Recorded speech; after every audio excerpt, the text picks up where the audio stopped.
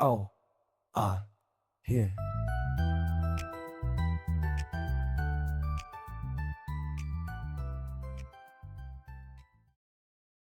Have you ever felt your heart beat fast because you had to tell someone they made a mistake?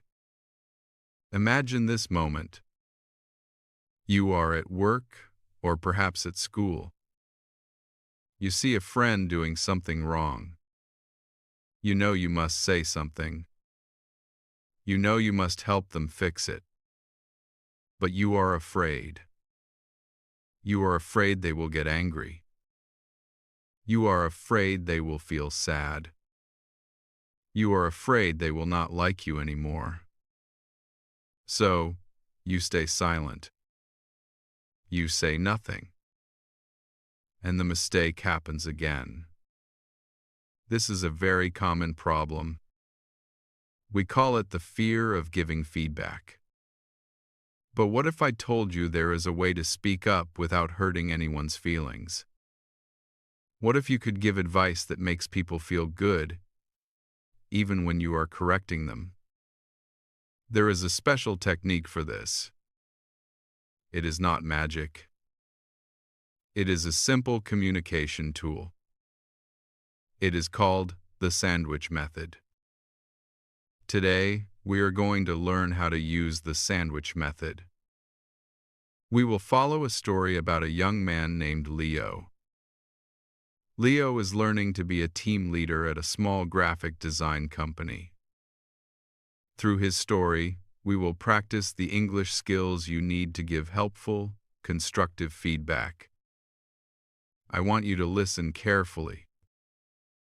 I want you to imagine you are Leo. When you hear the characters speak, try to repeat the sentences in your head or speak them out loud.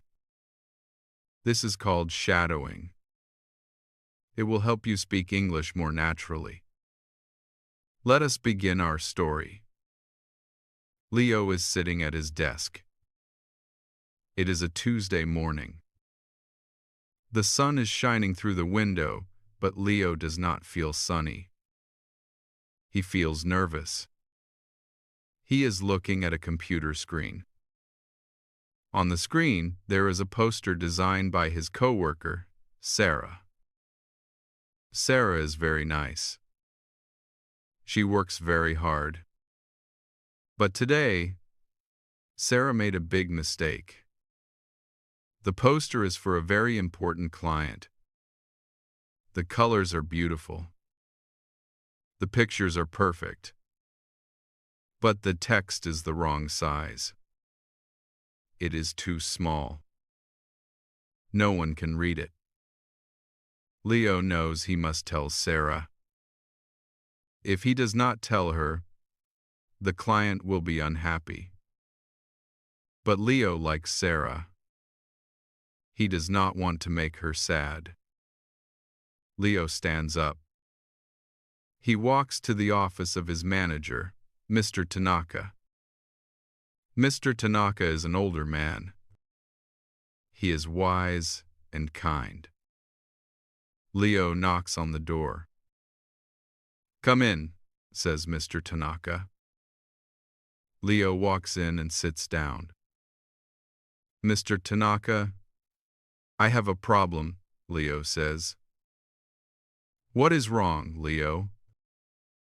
asks Mr. Tanaka. "It is about Sarah," says Leo. "She designed the new poster. It looks good, but the text is too small. I have to tell her to change it. But I am afraid she will be upset. She worked so hard on it." Mr. Tanaka smiles. He leans back in his chair. "Leo, do you like sandwiches?" he asks. Leo is surprised. "Yes, I like sandwiches," he says. "But why?" "Giving feedback is like making a sandwich," Mr. Tanaka explains. "Think about a sandwich. It has 3 parts. It has a top piece of bread, It has the meat or cheese in the middle, and it has a bottom piece of bread. Leo nods his head. I understand, he says. The top piece of bread is the positive start, Mr. Tanaka says. You start with a compliment. You tell the person what they did well. This makes them feel safe. It opens their ears. Okay, says Leo. Positive start. The meat in the middle is the criticism, continues Mr. Tanaka. This is the part where you explain the mistake. You tell them what to change. Because you started with a compliment, the criticism is easier to swallow. It is like the delicious filling. And the bottom bread? Asks Leo. The bottom bread is the positive finish, says Mr. Tanaka. You end with encouragement. You tell them you believe in them. You remind them that they are doing a good job overall. This way, the conversation ends on a happy note. Leo thinks about this. Top bread, meat, bottom bread. Compliment, correction, compliment. It makes sense. Let us practice, Leo, says Mr. Tanaka. Pretend I am Sarah. Use the sandwich method on me. Leo takes a deep breath. He thinks about the poster. He thinks about the beautiful colors. He thinks about the small text. He thinks about Sarah's hard work. Okay, says Leo. Here is my try. Leo looks at Mr. Tanaka. He speaks slowly. Sarah, I really love the colors you used in this poster. They are very bright and exciting. Mr. Tanaka smiles. Good, he says. That is the top bun. Now, give me the meat. Leo continues. However, I think the text is a little bit too small. I am worried the client will not be able to read it easily. Can we make the font size larger? Excellent, says Mr. Tanaka. You were clear, but you were polite. Now, put the bottom bun on the sandwich. Leo smiles. I know you are a great designer, Sarah. Once we fix the text, this poster is going to be perfect. Mr. Tanaka claps his hands. Perfect, Leo. That was a perfect sandwich. How did it feel? It felt easy, admits Leo. It did not feel mean. It felt helpful. Exactly, says Mr. Tanaka. Now, go and talk to Sarah.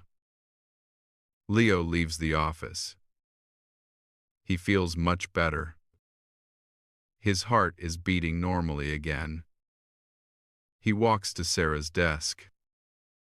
Sarah is drinking coffee. She looks up and smiles. Hi, Leo, says Sarah. What do you think of the poster? Leo remembers the sandwich. He takes a deep breath. Hi, Sarah. Leo starts. I was just looking at it. I really love the colors you chose. The design looks so professional and clean. Sarah's smile gets bigger. Thank you, Leo. I worked hard on the colors. She is happy.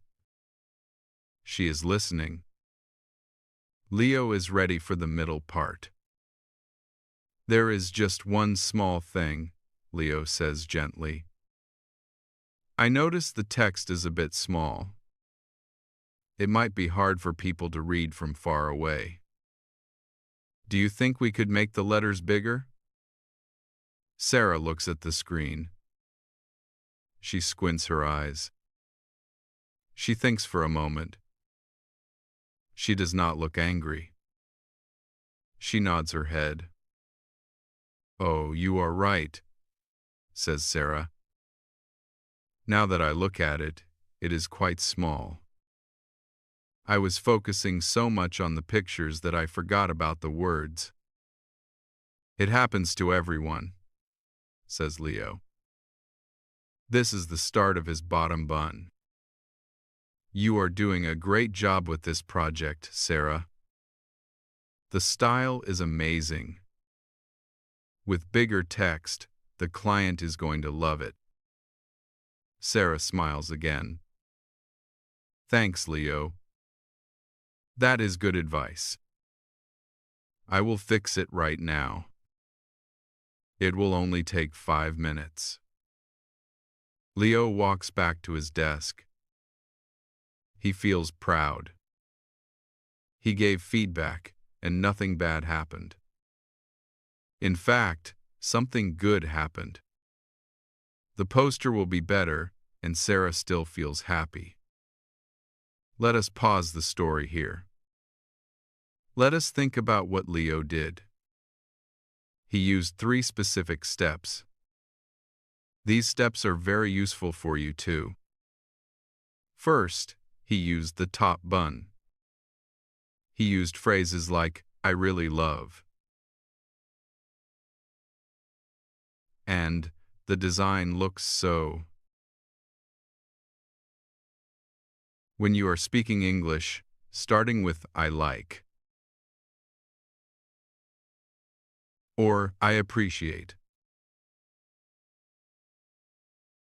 is very powerful. It tells the other person that you are on their side. It shows respect. Second, he used the meat. But notice his language. He did not say, "You made a mistake." He did not say, "This is bad." He used softer words. He said, "I noticed. And I think,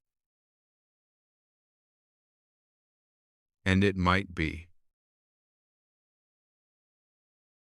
Using words like might or a little bit makes the criticism softer. It makes it sound like a suggestion, not an order. This is very important in English culture. We often use polite, soft language when correcting someone. Third, he used the bottom bun. He finished with hope. He used phrases like, "You are doing a great job," and "the client is going to love it." This restores confidence. It reminds the person that one small mistake does not mean they are bad at their job.